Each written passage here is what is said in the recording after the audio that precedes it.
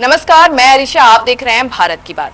बिहार में इसी साल होने वाले विधानसभा चुनाव के लिए सियासी हलचल काफी तेज देखने को मिल रही। सभी पार्टियां अपने पक्ष में लोगों का समर्थन जुटाने में लगी हैं, लेकिन बिहार बीजेपी को मुश्किलों का सामना करना पड़ सकता है। जी हां, बिहार के दो चर्चित चेहरे अब बीजेपी का साथ छोड़ चुके हैं। चर्चित यूट्यूबर और नेता बनने की ओर बढ़ रहे मनीष कश्यप ने इसी महीने भारतीय जनता पार्टी छोड़ने का ऐलान किया था और अब सूत्रों की माने तो उनकी नई राह का रास्ता लगभग तय हो चुका है। साथ ही भोजपुरी फिल्मों के पावर स्टार पवन सिंह भी जल्द ही राजनीति की नई मंजिल की ओर कदम बढ़ा सकते हैं। मनीष कश्यप ने अपने सोशल मीडिया पोस्ट पर कहा था कि उनका राजनीतिक सफर अब नए मोड़ ले रहा है। उन्होंने यह भी संकेत दिए हैं कि वह किसी नई राजनीतिक पार्टी के साथ जुड़ सकते हैं। मनीष कश्यप का बीजेपी छोड़ना सिर्फ एक व्यक्तिगत निर्णय नहीं, बल्कि राजनीतिक समीकरणों में बदलाव का संकेत भी हो सकता है। कुछ ही दिनों बाद उनकी मुलाकात भोजपुरी के पावर स्टार पवन सिंह के साथ हुई।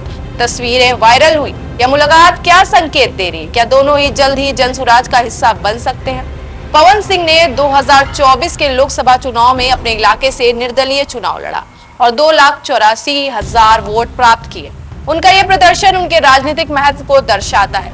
पवन सिंह का राजनीतिक सफर कई उतार चढ़ाव से भरा रहा।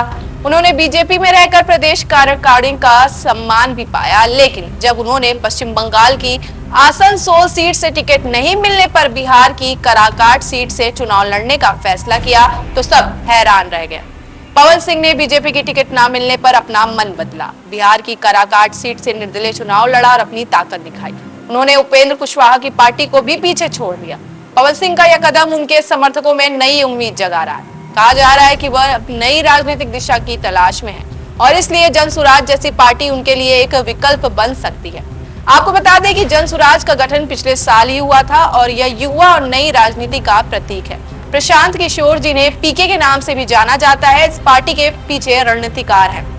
पवन सिंह, जो अपने इलाके में बेहद लोकप्रिय हैं, पार्टी के साथ खड़े युवाओं और नए नेताओं के साथ खुद को जोड़ना चाहते हैं। इसके अलावा उनका मानना है कि 2025 के चुनाव में वह अकेले ही चुनाव लड़कर अपनी ताकत दिखा सकते हैं। पवन सिंह ने पहले ही ऐलान कर दिया है कि वह विधानसभा चुनाव लड़ेंगे।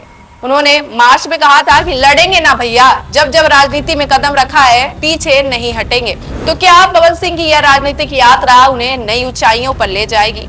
क्या वह जनसुराज की ताकत बन पाएंगे? इन सब सवालों का जवाब आने वाले समय में ही मिलेगा। दोनों ही नेताओं के इस नए कदम से राजनीतिक समीकरण बदलते नजर आ रहे हैं। यह देखना दिलचस्प रहेगा कि आने वाले दिनों में ये बदलाव कितने बड़े राजनीतिक बदलाव का संकेत है। ऐसे ही तमाम खबरों के लिए बने रहिए हमारे साथ। चैनल पर नए हैं तो चैनल को सब्सक्राइब जरूर करें और देखते रहिए भारत की बात। तो अपने एवं अपने परिवार के बेहतर स्वास्थ्य के लिए परम मल्टी स्पेशलिटी हॉस्पिटल आइए, क्योंकि आपका जीवन अनमोल है। परम मल्टी स्पेशलिटी हॉस्पिटल, विजयंत खंड, गोमती नगर, लखनऊ।